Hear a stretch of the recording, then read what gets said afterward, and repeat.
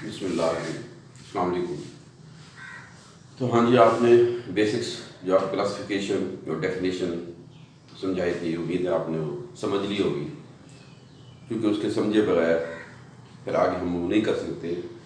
और सेकेंडली ये है कि हम बहुत सी टाइप्स पढ़ेंगे आइसोमेरिज्म की, तो उसमें बार बार वो चीज़ें मैं नहीं लिखूंगा। डेफिनेशन एक वो जनरल डेफिनेशन अंडरस्टूड है, वो हर एक के साथ आप जो हम टाइप पढ़ेंगे वो लिख सकते हैं। शॉर्ट डेफिनेशन मैं लिखता जाऊंगा यहाँ पे, ठीक है, हर एक के साथ उसको इसकी डेफिनेशन क्या है, बट जनरल डेफिनेशन जो है वो सबके लिए है। उसके अलावा साथ साथ थोड़ा थोड़ा डिफरेंस हम, ठीक है, डेफिनेशन में बताता जाऊंगा। तो इसीलिए वो बातें भी जब मैं कोई टाइप पढ़ाऊंगा तो वो बातें भी आपने जहन में रखनी है कि वो डिफरेंसेस तो है ही हैं जो जनरल डेफिनेशन में हम पढ़ चुके हैं। तो हमने क्लासिफिकेशन सेकंड लेक्चर में उसमें पढ़ा था कि जो हमारे पास अगर उनकी जो स्ट्रक्चर है, जो स्केलेटन है वो सेम है या नहीं है। तो उसमें पढ़ा था कि अगर वो सेम है, स्ट्रक्चर उनकी स्केलेटन उसका सेम है, दूर से ढांचे एक जैसा नज़र आता है कंपाउंड का स्ट्रक्चरली, तो वो स्टीरियोआइसोमर्स थे। अगर नहीं है, एक जैसा नज़र आता, तो उसको हम कॉन्स्टिट्यूशनल या स्ट्रक्चरल आइसोमेरिज्म कहते हैं। तो पहले हम स्ट्रक्चरल पढ़ लेते हैं, ठीक है, और इसकी टाइप्स। तो स्ट्रक्चर वही है कि compound having same molecular formula. ये देखें वही बेसिक डेफिनेशन, जो जनरल जो डेफिनेशन आइसोमेरिज्म की हुई थी इसमें मौजूद है। ये तो बुनियादी शर्त है सबके लिए कि मॉलिक्यूलर फार्मूला सेम होना चाहिए। तो क्लासिफिकेशन मैंने आपको बता दिया था, अगर मॉलिक्यूलर फार्मूला सेम नहीं है तो फिर आइसोमेरिज्म तो एग्जिस्ट ही नहीं करेगा। बट डिफरेंट स्ट्रक्चर्स, तो नाम से ज़ाहिर है स्ट्रक्चर्स, कंस्टिट्यूशन, बनावट, साफ, तो जिनकी साफ क्या होगी, डिफरेंट होगी, लेकिन मॉलिक्यूलर फार्मूला सेम होंगे। और वो जो उनकी साख्त है, जो स्ट्रक्चर है, वो क्यों डिफरेंट होगी? Due to different connectivity between atoms. जो एटमों के दरमियान कनेक्शन है, ठीक है, यानी जो सीक्वेंस ऑफ कोवलेंट बॉन्ड है वो वैसा नहीं होगा जैसा कि दूसरे कंपाउंड में है। ये दो कंपाउंड एटलीस्ट 2 या 2 से ज़्यादा भी हो सकते हैं, जो भी आपस में स्ट्रक्चर आइसोमर्स हैं, तो उनमें ये होगा कि कोवलेंट बॉन्ड वैसे नहीं होंगे, उन्हीं एटमों के दरमियान नहीं होंगे, ठीक है, थोड़ा चेंज होगी, इसमें पोजीशन उनकी चेंज हो सकती है, तो कनेक्टिविटी उनकी डिफरेंट होगी। तो ये कहलाते हैं स्ट्रक्चरल या कॉन्स्टिट्यूशनल आइसोमर्स और फिनोमिना आइसोमेरिज्म कहेंगे। तो इसमें 6 टाइप्स हम पढ़ेंगे: chain, position, function group, metabolism, ring chain और टार्टमोनिज्म। तो पहले हम स्टार्ट करते हैं चेन आइसोमेरिज्म से।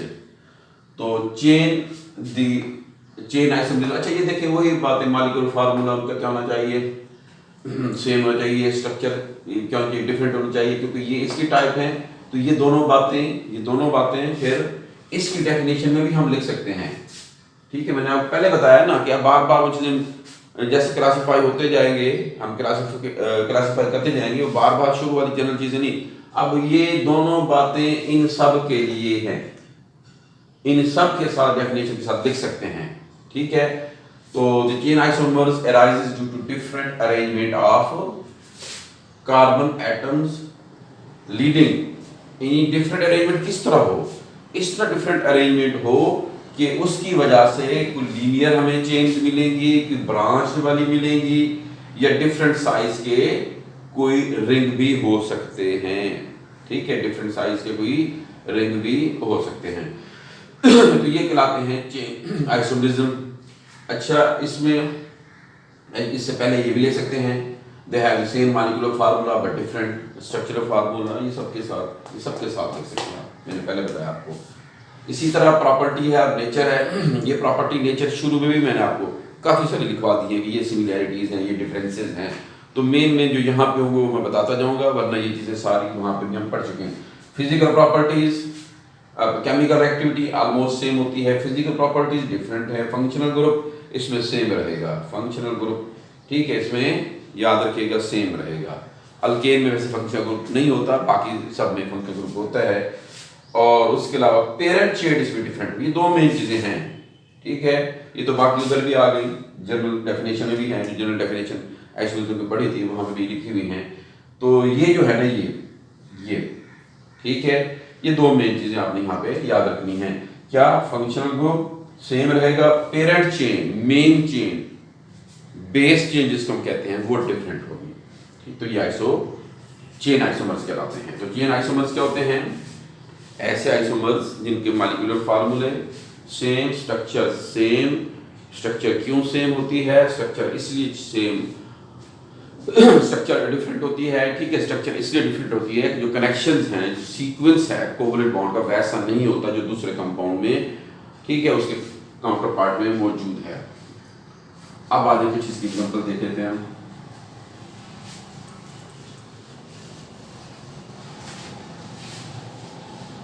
ये सारी चीजें आप नोट करते जाएं। ठीक है, तो ये आपने नोट कर लेनी, ये पहले मैंने बताया था, तो 1 by 1 हम पढ़ेंगे।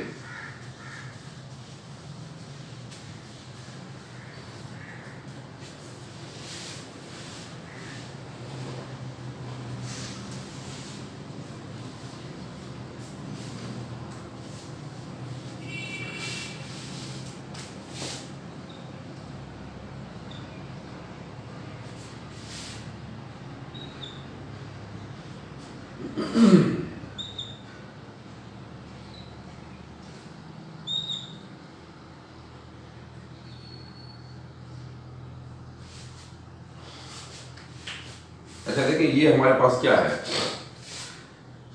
ये CH3, CH2, ये CH2, ये CH2, CH3, तो N पेंटेन है हमारे पास। ठीक है, अच्छा ये आपके पास क्या है? इसको देखें अगर गौर से आप, तो ये आपके पास ये पॉइंट CH3, CH2, CH3 और ये CH3 आइसोपेंटेन है। और इसको आप गौर से देखें तो ये आपके पास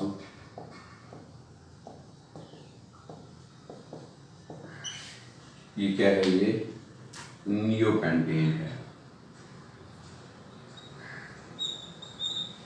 ठीक है, इन सब को देखें कि C5H12 सबके फार्मूले मॉलिक्यूलर फार्मूले सेम है। दूर से देखें, गौर से देखें, ढांचा आपको, स्ट्रक्चर आपको, फ्रेमवर्क आपको डिफरेंट नजर आ रहा है। ठीक है, तो ये आपके पास चेन आइसोमर्स हैं। अच्छा, एक चीज साथ साथ और भी कुछ चीजें मैं आपको बताता जाऊं। देखिए यहाँ पे आइसो, नियो और साइक्लो, आइसो, नियो और साइक्लो। ठीक है, अगर कहीं आपको लिखना पड़ जाए तो इसका ये पार्ट ऑफ द नेम होते हैं, इसलिए इनको अलग नहीं लिखते। जबकि एन जो है, ये देखें कि ये अलग हमने लिखा हुआ है, ये भी आपने याद रखें, नोमेनक्लेचर में आपने, ठीक है, पढ़ा होगा, वहाँ पे ये चीज़ें हैं। तो ये तीनों आपस में चेन आइसोमर्स हैं। इनमें जो बेस चेन है, ठीक है, वो डिफरेंट है। कैसे डिफरेंट है? आप आइसोमरिज्म में नोमेनक्लेचर में पढ़ते हैं, select the longest continuous carbon chain. तो ये तो 1 2 3 4 5। अच्छा, इसके लिए नंबरिंग करें हम, तो ये क्या बनेगी? 1 2 3 4। तो base chain, parent chain different है। यहाँ पे देखें तो 1 2 3, ये 3 है, ये 4 है, ये 5 है। तो पेरेंट चेन डिफरेंट हो गई, बेस चेन डिफरेंट हो गई, इसीलिए ये क्या कहलाते हैं? आपस में चेन आइसोमर्स कहलाते हैं। ठीक है, अच्छा इसके देखें कि मैंने आपको बताया था कुछ चीज़ें। फर्ज करें इसका बॉइलिंग पॉइंट हम देख लेते हैं, ये 36.1 डिग्री सेंटीग्रेड है। इसका बॉइलिंग पॉइंट 27.9 डिग्री सेंटीग्रेड है और ये 9.5 डिग्री सेंटीग्रेड है। तो इनकी फिजिकल प्रॉपर्टीज क्या हैं? डिफरेंट है, ये पहले हम पढ़ चुके हैं।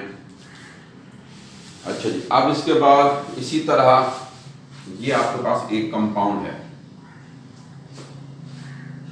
ठीक है, क्या है? 1 2 3 4 ब्यूटेन, ये एन ब्यूटेन भी कह सकते हैं आप। ठीक है, 1 2 3, ये एक ये हो गया। ये आपके पास क्या है? अच्छा, एक चीज और याद रखें कि मैंने आपको बताया था बेसिक डेफिनेशन में कि इनके आईयूपैक नॉमेनक्लेचर डिफरेंट होगा। अगर आईयूपैक नॉमेनक्लेचर कहीं सेम आ जाए तो फिर वो आइसोमर नहीं होते, वो सेम चीज़ें होती हैं, वो इधर देखने में डिफरेंस होते हैं, हम ठीक है उसको देख नहीं लेते। तो इसी तरह इसका नाम आईयूपैक क्या बनेगा, 2,2-डाइमिथाइल प्रोपेन, 2-मिथाइल butane, different name, n pentane, लेकिन तीनों के नाम आईयूपैक के हैं, डिफरेंट हैं। ये चीज़ें ज़हन में रखनी है सारी आपने। ये एन ब्यूटेन है, सिंपल ब्यूटेन ही कह सकते हैं। ये आपके पास आइसोब्यूटेन है, आईयूपैक में है तो ये ब्यूटेन हो गया, ये क्या हो गया आपके पास 1 2 3 2-मिथाइल प्रोपेन, तो ये क्या है, डिफरेंट है स्केलेटन। ये भी आपस में क्या है, चेन आइसोमर है। अच्छा, इसका बॉइलिंग पॉइंट ये 0.5 डिग्री सेंटीग्रेड है और ये -117 पॉइंट, ठीक है, 11.7 डिग्री सेंटीग्रेड। तो ये बॉइलिंग पॉइंट क्या है, ये डिफरेंट है। अच्छा, एक चीज साथ साथ मैं और बता दूं कि ऐसा हम यू स्ट्रक्चर्स क्यों बनाते हैं। अमूमन तो हम यूं बना देते हैं, याद रखिए हम इस तरह बनाते हैं बस सिंप्लीफाई करने के लिए, या ये है कॉम्प्लिकेशन से बचने के लिए। बट एन एक्चुअल प्रैक्टिस आपको पता है कि जो अल्केन है, जैसे ये अल्केन हम पढ़ रहे हैं, अल्केन के केस में तो क्या होता है, यहाँ पे अल्केन के केस में, अल्केन में कार्बन क्या होते हैं, sp3 हाइब्रिडाइज होते हैं, और sp3 जो हाइब्रिडाइज होते हैं स्ट्रक्चरल इनकी टेट्राहेड्रल होती है, ठीक है। ये देखें जैसे ये है, तो इस तरह ये आपको, ये इनकी टेट्राहेड्रल स्ट्रक्चर है, ये अरेंजमेंट है, ये टेट्राहेड्रल स्ट्रक्चर है, ये टेट्राहेड्रल, सारे कार्बन sp3 हाइब्रिडाइज हैं। तो इन एक्चुअल प्रैक्टिस ये इनकी एग्जिस्टेंस होती है। आप इंटरनेशनल बुक्स में देखेंगे तो इस तरह बनाएंगे, सिंपल हम इस तरह बना देते हैं। तो अच्छा, इनके जो डिफरेंसेस थे, अगर डाटा नहीं लिखा हुआ, इन तीनों में पूछा जाता है बॉइलिंग पॉइंट किसका ज्यादा होगा, तो जो आपने बेसिक कंसेप्ट पढ़े हुए हैं वैसे ये तो चलो बता दिया, मैंने लिख दिया ना कि इसमें डिफरेंस है। क्या लिख दिया आपको कि जी ये क्या है, 30 बॉइलिंग पॉइंट 36.1 है डिग्री सेंटीग्रेड, ये 27.9 डिग्री सेंटीग्रेड है, और ये 9.5 डिग्री सेंटीग्रेड है। तो इसमें देखें कि ब्रांचेज आती जा रही हैं, जब जितनी ब्रांचेज आती जाएंगी तो इनके दरमियान जो कनेक्शन है, जो वैन डर वाल्स फोर्सेज है, स्ट्रक्चर जितनी साथ मिली होगी दो कंपाउंड्स की, जितने करीब होंगे, जितनी क्लोज पैकिंग होगी, उतने थर्मोडायनेमिक पैरामीटर्स ज्यादा होंगे। तो इसलिए ये देखें कि ये स्ट्रक्चर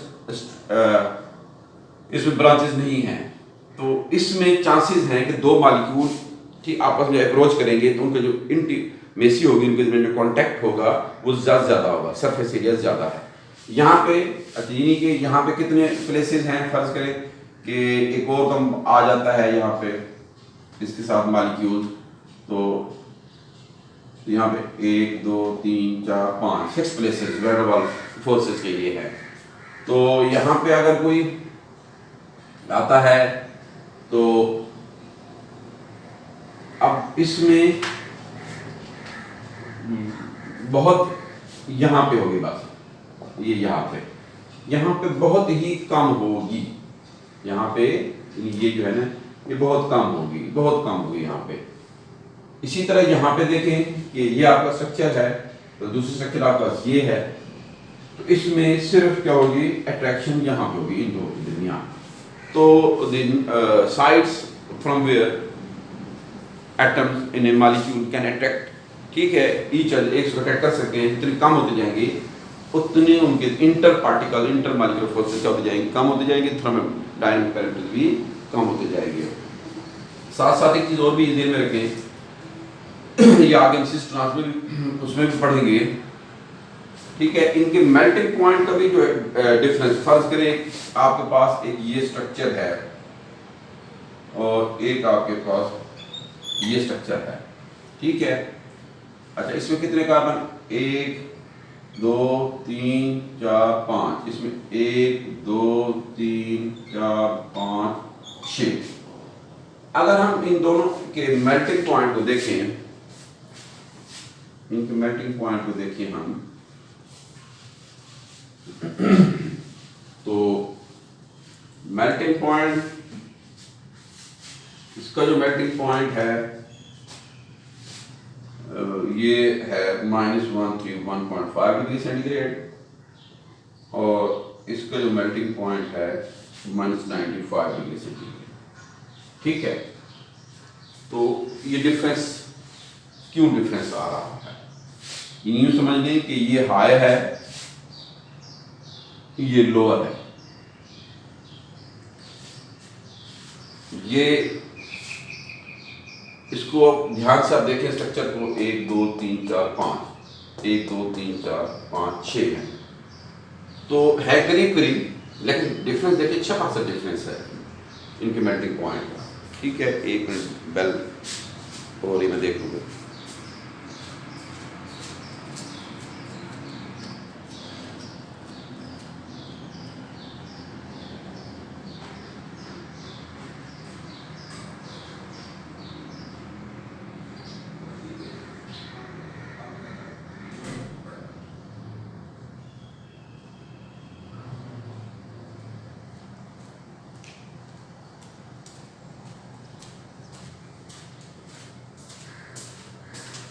हाँ जी, तो क्या बात हो रही थी?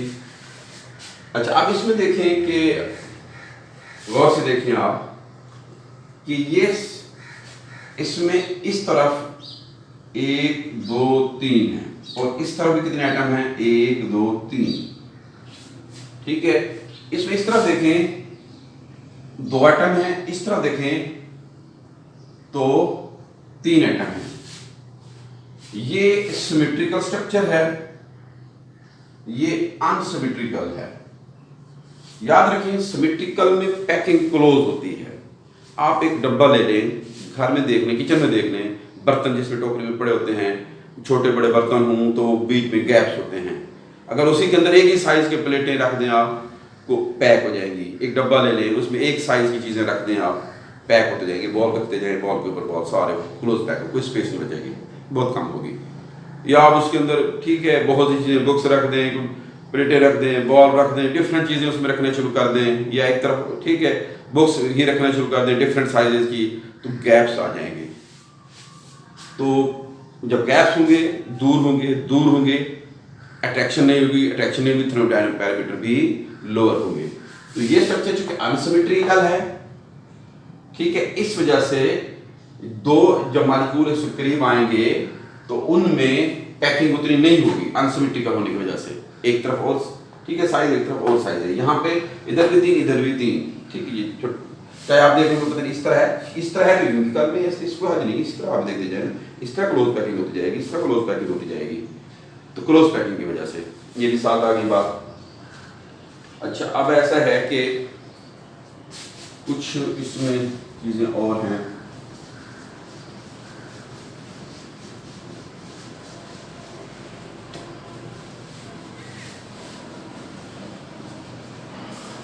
अच्छा, अब इसमें देखें कि फर्क करें, ये हमारे पास एक कंपाउंड है, साइक्लोब्यूटेन है, ठीक है, ये मिथाइल साइक्लोब्यूटेन है, और इसी तरह CH2 CH3, ठीक है। तो अब इसमें अगर हम कहें कि जी 1 2 3 4, 1 2 3, इसको यूं भी तो रख सकते हैं ना,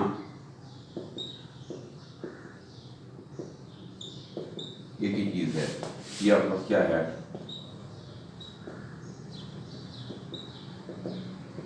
ठीक है।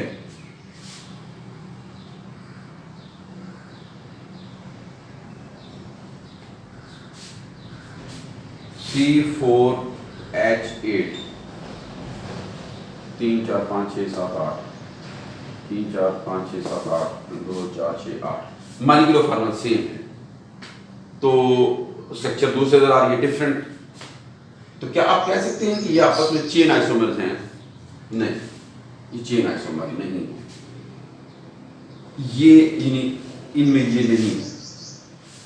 हाँ, इनको आप कह सकते हैं, ठीक है, आप अगर इसको इसके साथ मिलाएं कि ये आपस में और ये आपस में, ठीक है, नहीं ये चेन आइसोमर नहीं है, ये दो अलबत्ता चेन आइसोमर हैं, ठीक है।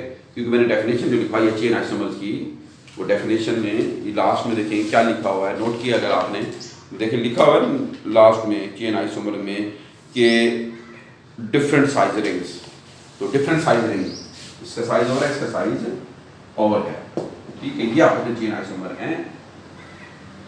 अलबत्ता ये इसके साथ नहीं, उस वजह क्या है, देखिए इसमें फंक्शनल ग्रुप चेंज हो गया है, ये अल्कीन है, ये साइक्लो अल्केन है, क्लास ऑफ कंपाउंड डिफरेंट हो गई।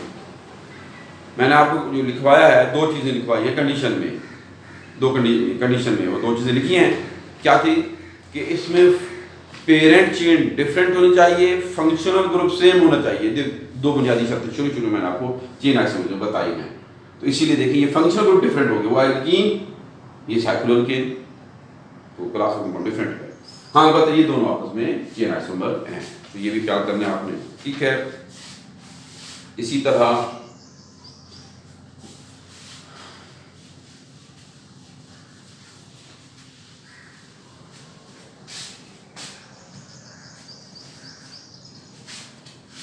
ये कंपाउंड कुछ मैं लिख देता हूं मैं, ये है,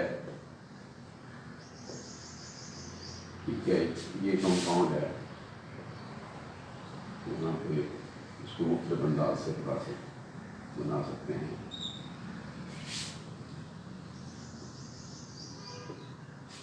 अच्छा जी, ठीक है, ये आप बना सकते हैं।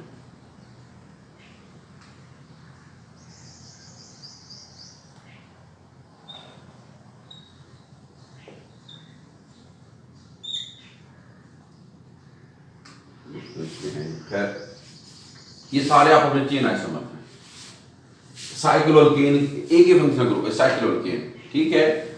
तो इन सब में अगर आप देखें तो ये C6 है, ठीक है, और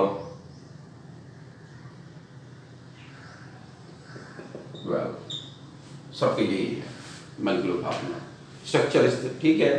तो ये सारे आपको क्या है चेन आइसोमर हैं। अच्छा आगे भी एक चीज और लास्ट में बता दूं आपको मैं, इसमें और भी फिर इसी तरह कुछ प्रॉब्लम आ सकते हैं फर्क के लिए। मैं देखिए आप स्ट्रेट नजर जा रहा हूँ, ये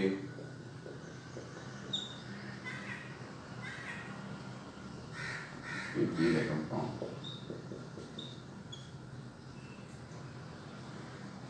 ये हो गया, ठीक है।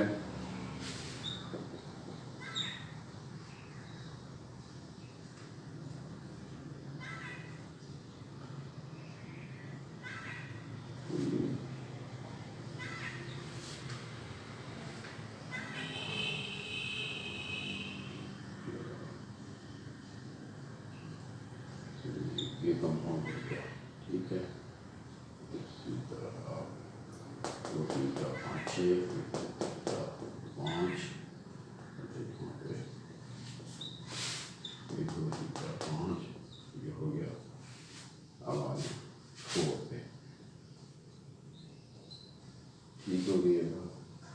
अच्छा 4 में एक और जांच की है हमारे पास, ये भी बता सकते हैं। अच्छा अब इसमें हम इसको ही आपके पास 1 है, ठीक है, ये इसको आप पोजिशनिंग कर लें, 1 स्ट्रक्चर है, ये 2 है, 3 है, 4 है और ये 5, ये सारे आपस में चेन आइसोमर हैं, याद रखिएगा ये सारे आपस में क्या है चेन आइसोमर हैं। अच्छा 2 और 3 को देखें, ठीक है, ये 2 and 3, इसी तरह आप 4 and 5 को देखें, ये हम आगे पढ़ेंगे तो वहां पे भी चीजें आएंगी। अब इसको आपने चूंकि कुछ ज़ाहिर बेसिक चीजें हैं आपने लोअर क्लासेस में ये पढ़ी हुई हैं, तो इसमें गुमान ये भी होता है कि ये चूंकि पोजीशन चेंज है तो ये पोजीशन आइसोमर भी हो सकते हैं,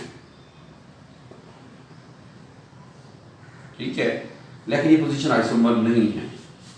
मैं आपको एक प्रायोरिटी रूल बता देता हूँ, कहीं इस तरह हो, ख़ुसूसन ये एफएससी वालों के लिए भी ज़्यादा इम्पॉर्टेंट है, वहाँ पे ये एक प्रॉब्लम भी है जो हम आगे पढ़ेंगे बुक में, तो सेकेंड ईयर में वो पोजीशन आइसोमर भी बन रहा है और वहाँ पे वो मैटम, ठीक है, मैटम मर भी बन रहा है, तो स्टूडेंट कंफ्यूज होते हैं किसको क्या कहें। तो मैं आपको एक बता देता हूँ, एक रूल आपने याद रखना है, सीक्वेंस प्रायोरिटी आर्डर याद रखना है आपने।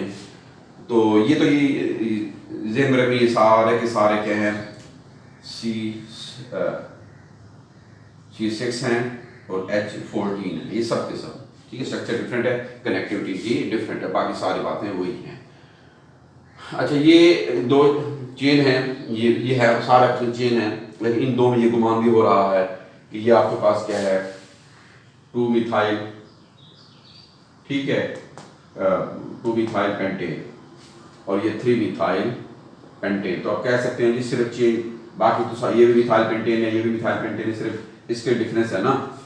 तो इसमें भी यही है कि ये 1 2 3 4 1 2 3 4 क्या ये ब्यूटेन है, पेरेंट चेन तो वही है, ठीक है।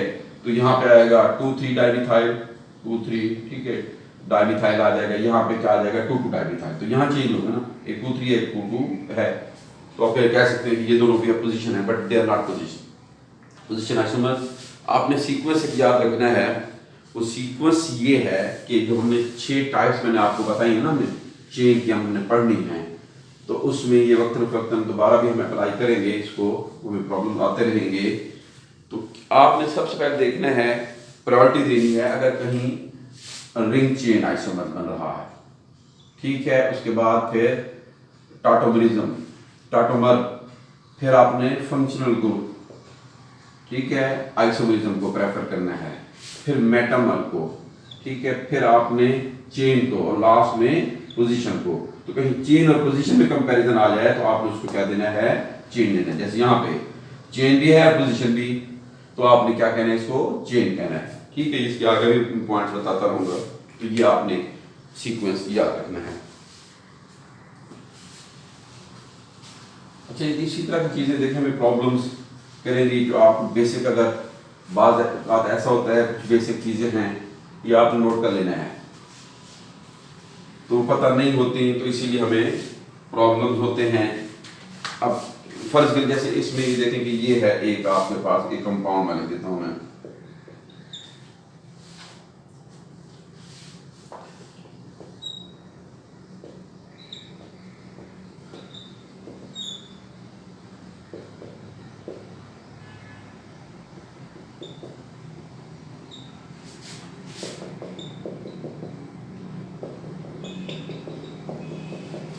अब इसमें हमें 1 degree 2 degree 3 degree 4 degree carbon का ही पता नहीं चलता, या हाइड्रोजन 1 डिग्री 2 डिग्री 3 डिग्री या अल्फा बीटा गैमा, इस तरह इनका, ठीक है। तो देखिए पहले मैं डिग्री के लिहाज से बता देता हूँ मैं, ये 1 डिग्री कार्बन है, जो कार्बन किसी से अटैच ना हो, ये एक कार्बन से अटैच हो, 1 डिग्री है। इसको देखिए ये 4 डिग्री है, ये 1 2 और 3 कार्बन से अटैच है, 3 डिग्री है, ये 2 से अटैच है, 2 डिग्री है, ये 1 से अटैच है, 1 डिग्री कार्बन है, ठीक है। ये चीजें आपको क्लियर होनी चाहिए। तो 4 डिग्री के पास हाइड्रोजन कोई नहीं है, अगर होती तो हम उसे 4 डिग्री कहते। 1 डिग्री के पास जो हाइड्रोजन है, ठीक है, उससे हम क्या कहेंगे, वो 1 डिग्री होगी, 1 डिग्री 1 डिग्री। 2 डिग्री के पास हाइड्रोजन 2 डिग्री कहेंगे, 3 डिग्री के पास हाइड्रोजन उसे हम 3 डिग्री कहेंगे, ठीक है। इसी तरह ये आपके पास क्या है, ये एक से कनेक्ट है, ये 1 डिग्री है, इसके पास हाइड्रोजन सारे 1 डिग्री है, ये भी 1 डिग्री है, एक से कनेक्ट है, इसके पास हाइड्रोजन भी क्या है, सारे 1 डिग्री है, ये भी आपका क्या है, एक से कनेक्ट है, 1 डिग्री है, हाइड्रोजन के भी क्या है, 1 डिग्री है। एक तो ये आप निकल सकते, ठीक है। दूसरा ये है कि अगर मैं यहाँ पे चेंज कर देता हूँ, फर्ज करें ये कोई फंक्शनल ग्रुप है, ठीक है, चलिए CHO जैसे एल्डिहाइड है, अल्कोहल वगैरह कोई भी है, तो फंक्शनल ग्रुप से अटैच पहली कार्बन अल्फा, दूसरी बीटा गैमा, ये आपने इस तरह नंबरिंग करते होते हैं, क्योंकि अल्फा इसके पास कोई हाइड्रोजन इस वक्त नहीं है, फर्ज करें चलिए एक हाइड्रोजन कंपाउंड चेंज कर देते हैं, तो इसका नाम होगा अल्फा हाइड्रोजन। बीटा के पास हाइड्रोजन बीटा कहलाएगी, गामा के पास हाइड्रोजन गामा हाइड्रोजन कहलाएगी। तो ये भी आपको डिफरेंसेस इनका भी पता होना चाहिए, ठीक है। इसी तरह कुछ चीज़ें मुख्तसरन मैं आपको और बता देता हूँ, मैं उनकी आपने प्रैक्टिस करनी है ताकि नेक्स्ट जब हम कॉम्प्लिकेशन की तरफ जाएं तो फिर ये चीज़ें आपको बार बार बतानी ना पड़े और आपको समझ भी आती रहे। ये हैं तो वैसे बेसिक नोमेनक्लेचर में। देखिए एक नॉर्मल अल्काइल ग्रुप होता है, मैं आपको मुख्तसरन बता देता हूँ या आप लिखते जाएं इसको, ठीक है। तो क्या होता है normal alkyl group, it is formed by the removal of 1 degree hydrogen, जो अभी आपको समझाया है 1 डिग्री हाइड्रोजन को, ठीक है। जैसे फर्ज करें ये CH3 CH2 CH3 ये 1 डिग्री है, तो इसको एक हाइड्रोजन हटा दें तो ये आपके पास क्या बनेगा, ये नॉर्मल अल्काइल ग्रुप बनेगा। इसी तरह स्कैंडियल अल्काइल, स्कैंडी में क्या होता है कि 2 डिग्री, जैसे यहाँ पे देखें तो स्कैंडियल अल्काइल ग्रुप क्या होता है, ये आपके पास ये प्रोपेन है, यहां से आप ठीक है एक हाइड्रोजन निकाल दें, ये जो ग्रुप है ये क्या है, ये स्कैंडियल अल्काइल ग्रुप इसको कहते हैं। इसी तरह टर्शियल अल्काइल ग्रुप होता है, टर्शियल अल्काइल ग्रुप में फर्क नहीं, ये आपके पास है, ये आपके पास है, ठीक है, यहाँ पे ये कंपाउंड है, तो ये हाइड्रोजन निकाल दिया आपने, तो यहाँ से ये टर्शियल अल्काइल ग्रुप है, ठीक है। इसी तरह आइसोअल्काइल है, तो इसको भी आप ठीक है ध्यान में रख लें, an alkyl group having terminal CH2 group, याद रखिएगा, लिखे आप आइसोअल्काइल लिखे, मैं बता दूं आपको, मैं ये चीजें फिर हम नेक्स्ट इसमें पढ़ेंगे तो बार बार हमें तंग न करें। तो आइसोअल्काइल क्या होते हैं, आइसोअल्काइल, ठीक है। अच्छा इसमें एक एंड पे ठीक है याद रखें कि an alkyl group having terminal CH2 group, एक एंड पे क्या होगा टर्मिनल एंड, वन एंड ठीक है CH2 होगा, और दूसरे पे ये ट्वाइस करते हैं, इसको ये ग्रुप होगा, तो इसको क्या कहेंगे आप, ठीक है, इसको आप क्या कहेंगे, ये एक तरफ आपके पास ये है और एक तरफ फर्ज करें ये है, तो ये कहलाते हैं आइसो ठीक है अल्काइल कहलाते हैं, ध्यान में रखना आपने, ठीक है। इसी तरह ये आपके पास ये CH2 ठीक है, ये 1 2 3 ये आइसोब्यूटाइल कहलाएगा।